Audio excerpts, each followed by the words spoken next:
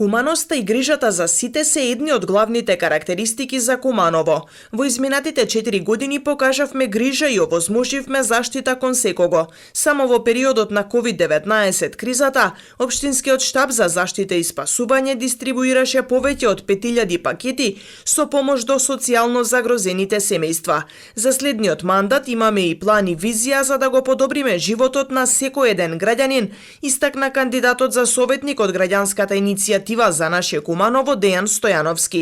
Тој најави отворање на градска кујна за лица од социјално ранлива категорија. Ќе отвориме и преноќевалиште за бездомници и психолошко советувалиште за жртви на семејно насилство, поплави и пожари. Ќе изготвиме програма за реинтеграција на маргинализирани лица, зависници од психотропни супстанци на пазарот на трудот и шелтер за маргинализирани групи. Децата од социјално загрозени семејства ќе бидат вклучени во наставните активности и неформално образование преку бесплатни курсеви, екскурзии, спортски активности и можност да учат и тренираат одреден спорт бесплатно.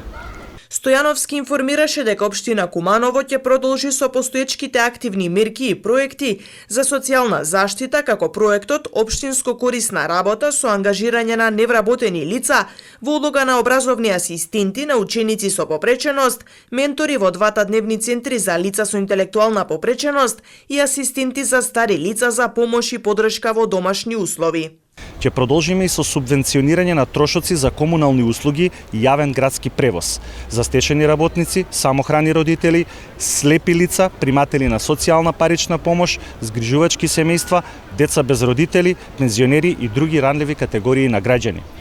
Една од мерките е еднократна парична помош или помош во натура за лица од социјален ризик. Тој најави и развивање на проектот за инклузија на децата роми, како и изградба на стационар за згрижување и нега на кучиња скитници. Стојановски посочи дека сите граѓани мора да имаат еднакви можности и исти права за квалитетен живот.